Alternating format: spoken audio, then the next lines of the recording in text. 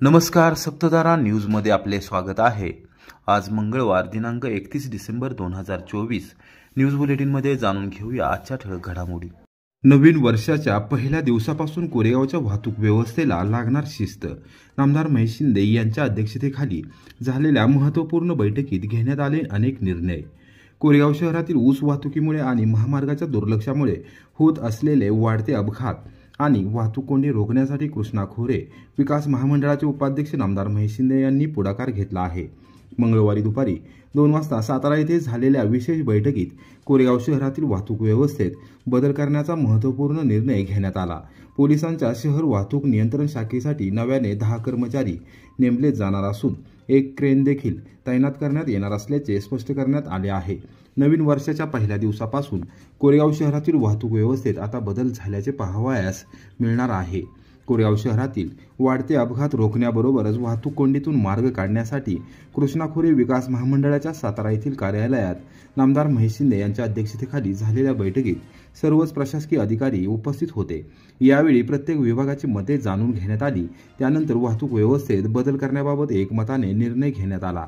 सातारा लातूर राष्ट्रीय महामार्गावरील आझाद चौक बस थांबा आता शासकीय विश्रामगृहासमोर स्थलांतरित केला जाणार आहे।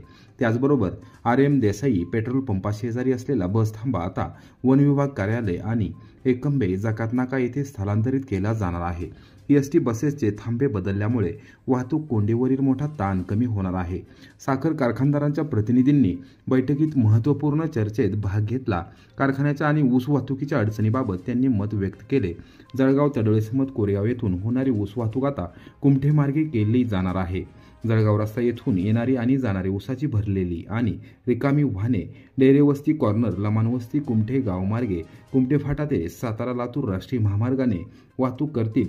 तडोळेसमत कोरेगाव बाजूने येणारी आणि जाणारी ऊसाची भरलेली आणि रिकामी वाहने लमानवस्ती कुमठेगाव मार्गे कुमठे फाटा सातारा लातूर राष्ट्रीय महामार्गाने वाहतूक करतील असे या बैठकीत निश्चित करण्यात आले। बैठकीत जिल्हा नियोजन समितीचे सदस्य राहुल प्रकाश बर्गे, दी मॉडर्न एज्युकेशन सोसायटीचे अध्यक्ष किशोर बाचल, कोरेगाव विकास आघाडीचे अध्यक्ष तथा प्रथम नगराध्यक्ष प्रशांत उर्फ राजाभाऊ बर्गे, उपनगराध्यक्ष राहुल रघुनाथ बर्गे, माजी उपनगराध्यक्ष सुनील दादा बर्गे, माजी नगरसेवक महेश साहेबराव बर्गे, सचिन भैया बर्गे, नगरसेवक परशुराम बर्गे, प्रांताधिकारी अभिजित नाईक, उपविभागीय पोलीस अधिकारी सोनाली कदम, तहसीलदार डॉक्टर संगमेश कोडे, पोलीस निरीक्षक घनश्याम बल्लाळ, सार्वजनिक बांधकाम विभागाचे उपअभियंता DA पाटील, महाराष्ट्र राज्य मार्ग परिवहन महामंडळाच्या कोरेगावच्या आगार व्यवस्थापिका नीता जगताप, वाहतूक निरीक्षक धीरज भुजबळ, नगरपंचायतीचे मुख्याधिकारी विनोद जळक यांच्या सर्व प्रशासकीय खाते प्रमुख यावेळी उपस्थित होते।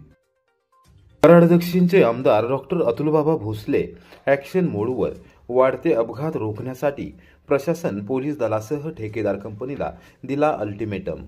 पुणे बंगळुरू आशियाई महामार्गावरील कराड येथील उड्डाणपुलाचे काम 31 डिसेंबर पूर्वी पूर्ण होणे अपेक्षित होते, पण शासनाने त्यांना 17 जून पर्यंतची मुदतवाढ दिलेली आहे। ही परिस्थिती असली तरी कराड हद्दीतून जाणाऱ्या महामार्गावर असणारे खड्डे, अनेक कारणांनी येणारे अडथळे यामुळे गेले वर्षभरात 80 अपघात झाले आहेत। अनेकांना प्राण गमवावे लागले आहेत। ते टाळण्यासाठी या दुरुस्त्या येत्या 15 दिवसात पूर्ण करून घ्या, अन्यथा कारवाईला सामोरे जा, असा अल्टिमेटम आमदार डॉक्टर अतुल भोसले यांनी शासकीय अधिकारी आणि महामार्ग ठेकेदार कंपनीच्या प्रतिनिधींना दिला। कराडच्या शासकीय विश्रामगृहावर सोमवारी सायंकाळी 7 वाजता महामार्गावरील अडचणीच्या अनुषंगाने आमदार डॉक्टर अतुलबाबा भोसले यांनी आढावा बैठक घेतली। त्यावेळी ते बोलत होते।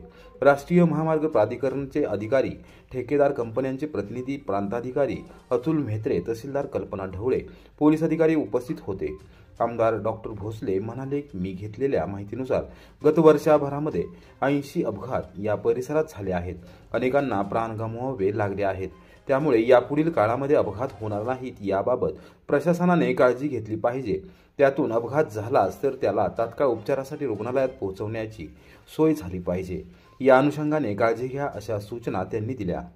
राष्ट्रीय महामार्ग प्राधिकरण आणि त्याबरोबर अदानी कंपनीचे सगळे सन्मान्य अधिकारी, DP जैन कंपनीचे सगळे अधिकारी, महसूल विभाग, पोलीस प्रशासन, ट्रॅफिक विभाग, प्रांत आणि तहसीलदार या सगळ्यांना घेऊन आम्ही नॅशनल हायवे अथॉरिटी च्या सगळ्या अधिकाऱ्यांकडनं आढावा घेतला की नेमकी कामाची पूर्ततेची काय स्थिती आहे, की जे काम 31 डिसेंबरपर्यंत पूर्ण व्हायला हवं होतं त्याला आता एक्सटेन्शन 17 जूनपर्यंत देण्यात आलेलं आहे. प्रामुख्यानं या मतदारसंघाचा लोकप्रतिनिधी म्हणून ज्या फेटल कॅज्युअलिटीज हायवेवर होतात, जिथं रस्त्याचं काम पूर्ण झालेलं नाही, ही अत्यंत गंभीर बाब आहे. आणि मी पूर्ण रेकॉर्ड मागच्या वर्षभरातला घेतला की 80 फेटल कॅज्युअलिटीज ह्या एका वर्षामध्ये झालेल्या आहेत. मग फेटल कॅज्युअलिटीज ह्या टॉलरेट होणार नाहीत, फेटल कॅज्युअलिटीज होता कामा नये आणि त्याच्यासाठी पूर्ण पॅचवर्क करावं अशा पद्धतीचा निर्णय आज घेण्यात आलेला आहे. नॅशनल हायवे अथॉरिटीच्या सगळ्या लोकांनी आम्हाला टाइम बाउंड 15 दिवसाच्या आत सगळे पॉटहोल्स भरून काढण्याच्या बाबतीमध्ये किंवा पॅचवर्क खड्ड्यांचं करण्याच्या बाबतीमधला शब्द दिलेला आहे आणि 15 दिवसांनी परत आढावा बैठक आम्ही घेणार आहे. कुठल्याही परिस्थितीत जीवितहानी होता कामा नये याच्यासाठी सर्वोपरी प्रयत्न शासनाच्या माध्यमातून आम्ही तिथं करणार आहे. कृष्णा हॉस्पिटल असेल किंवा हायवे अथॉरिटीच्या ॲम्ब्युलन्स असतील किंवा मलकापूरची सुद्धा मी आज एक ॲम्ब्युलन्स ह्या कामासाठी अलॉट करायला सांगितले की कसलीही घटना घडली तर लगेच हेल्पलाईनद्वारे या लोकांना सूचना होतील आणि ताबडतोब गोल्डन आवरमध्ये तिथं त्या सगळ्या गाड्या पोहोचल्या पाहिजेत. त्वरित पेशंट हा हॉस्पिटलपर्यंत आला पाहिजे जेणेकरून जीवितहानी टळू शकते. त्यामुळे मला खात्री वाटते की हा जो धगधगता प्रश्न आहे हा निश्चित स्वरूपी येणाऱ्या काही दिवसांमध्ये मार्गी लागेल. स्थानिकांचा लोकप्रतिनिधी म्हणून कुठल्याही स्थानिक माणसाच्या तक्रारीकडे शासन दुर्लक्ष करणार नाही. छोट्यातली छोटी तक्रार जरी असेल तर संवेदनाशील पद्धतीनं ती हाताळण्यात येईल आणि मी सक्त सूचना दिलेल्या आहेत की अगदी मायनर कॅज्युअलिटी जरी असेल तर तिला सिरियसली घ्या. मग स्थानिकांच्या तक्रारीकडे कुठल्याही परिस्थितीत दुर्लक्ष होऊ देणार नाही. कराड मलकापूर नजीक आगाशिव डोंगरात समाजकंटकांनी लावला वणवा, मोठे क्षेत्र झाले बेचिराख. वन विभागाने स्थानिक नागरिकांनी परिश्रम घेत वणवा आणला आटोक्यात. कराड आणि मलकापूर परिसरातील आगाशिव डोंगरावरील आगाशिव नगर बाजूला पठारावर सोमवारी रात्री 8:30 वाजण्याच्या सुमारास अज्ञात समाजकंटकांनी वणवा लावला. त्यात 1 हेक्टर मधील वनसंपदा जळून खाक झाली आहे. उन्हाने गवत वाळल्याने वणवा वेगाने पसरू लागला. यावेळी प्रसंगवधान राखत वन अधिकाऱ्यांसह परिसरातील नागरिकांनी 2 तासात वणवा आटोक्यात आणला. त्यांच्या अथक प्रयत्नानंतर उर्वरित डोंगर वाचला. आगाशिव डोंगरावर आगाशिव नगर बाजूला पठारावर अचानक वणवा लागल्याचे सागर जाधव यांच्यासह झोपडपट्टीतील युवकांच्या निदर्शनास आले. त्यांनी तातडीने वन विभागाला माहिती दिली. वन विभागाने तात्काळ 10 कर्मचारी संबंधित ठिकाणी पाठवले. त्यांच्यासह सहकाऱ्यांनी वणवा आटोक्यात आणण्यासाठी प्रयत्न केला, मात्र वाऱ्यामुळे वणवा अधिकच रौद्र रूप धारण करू लागला. यावेळी आगाशिवनगर बाजूकडून आलेल्या नागरिकांच्या मदतीने 1 तासाच्या अथक प्रयत्नानंतर आग आटोक्यात आणण्यात यश आले. तोपर्यंत साधारणतः 1 हेक्टरवरील वनसंपदा जळून खाक झाली. या वणव्यामध्ये डोंगर उतारावरील व कड्यामधील गवत, छोटे पक्षी, सरपटणारे जीव, कीटक, प्राणी जळून खाक झाले. आगाशिव डोंगराला लागलेला हा पहिलाच वणवा आहे. जाखीरवाडी, नांदलापूर, मुनावळे, धोंडेवाडी, विंग, चचेगाव, आगाशिवनगर, कोयना वसाहतीमधील निसर्गप्रेमींनी फावल्या वेळेत या वनसंपदेचे रक्षण केले पाहिजे. वणवा लावणाऱ्या समाजकंटकांना प्रतिबंध होईल अशा पद्धतीने काम केले पाहिजे. वन विभाग व त्यांचे कर्मचारी अतिशय चांगल्या पद्धतीने काम करत आहेत. त्यांना सहकार्य केले पाहिजे अशी अपेक्षा नागरिकांनी व्यक्त केली. पळशी नजीक गुजरवाडी येथे महिलेसह एकावर चाकूने वार, दोघांना अटक व पोलीस कोठडी. कोरेगाव पोलीस ठाण्यात गुन्हा दाखल.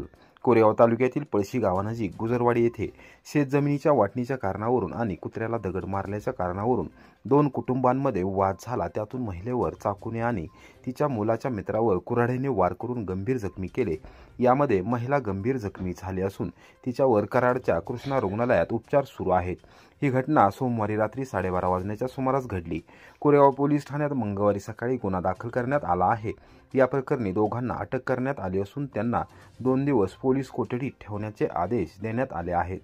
2 अल्पवयीन मुलांना जिल्हा बाल न्यायालयात हजर करण्यात आले होते. याबाबत पोलीस ठाण्यातून देण्यात आलेल्या माहितीनुसार गुजरवाडी येथे किशोर भोसले आणि विजय भोसले या सख्ख्या भावांमध्ये जमीन वाटपाचा वाद आहे. त्यावरून त्यांच्यामध्ये सातत्याने भांडणे होतात. दोन्ही कुटुंबाचे गुजरवाडीच्या डोंगर पायथ्याला वेगवेगळे पत्र्याचे शेड असून रात्रीच्या वेळेस दोन्ही कुटुंबातील लोक तेथे वास्तव्याला असतात. सोमवारी रात्री कल्पेश किशोर भोसले हा आपला मित्र आकाश पवार याच्या समवेत मोटरसायकलवरून डोंगर पायथ्याला असलेल्या पत्र्याच्या शेडवर गेला होता. त्या दरम्यान विजय भोसले यांचे कुत्रे त्याच्यावर भुंकले. कुत्रे भुंकल्याचा राग अनावर न झाल्याने कल्पेश याने त्याला दगड मारला. कुत्रे जोरात ओरडू लागल्याने विजय भोसले हे बाहेर आले आणि त्यांनी कुत्र्याला दगड का मारला अशी विचारणा करत थेट शिवीगाळ करण्यास सुरुवात केली. त्याचबरोबर मारहाण केली. भांडणाचा आवाज ऐकून त्यांची अल्पवयीन मुले तेथे कुऱ्हाड घेऊन आले. विजय भोसले यांनी या कुऱ्हाडीने आविष्कार भोसले यांच्यावर वार केले. त्यात तो जखमी झाला. कल्पेश याने त्याला बाजूला नेले. त्या दरम्यान आवाज ऐकून कल्पेश याची आई तेथे आली असता विजय भोसले यांनी तूच कारणीभूत आहे, तुझ्यामुळेच आमच्या जमिनीच्या वाटण्या होत नाहीत, आता तुला खल्लास करतो असे म्हणत चाकूने वार केले. यामध्ये त्या गंभीर जखमी झाल्या.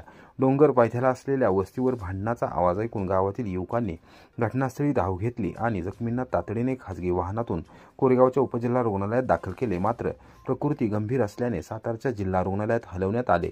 तेथून कराड येथील कृष्णा रुग्णालयात त्यांना नेण्यात आले असून तेथे उपचार सुरू आहेत. या प्रकरणी एकूण 4 जणांच्या विरोधात खुनाचा प्रयत्न केला म्हणून कोरेगाव पोलीस ठाण्यात गुन्हा दाखल करण्यात आला आहे. त्यापैकी विजय भोसले आणि त्यांची पत्नी अर्चना भोसले यांना अटक करण्यात आली असून दुपारी कोरेगाव न्यायालयात हजर केले असता त्यांना 2 दिवस पोलीस कोठडीत ठेवण्याचे आदेश न्यायालयाने दिले. 2 अल्पवयीन मुलांना बाल न्यायालयात हजर करण्यात आले होते. पोलीस निरीक्षक घनश्याम बल्लाळ तपास करत आहेत.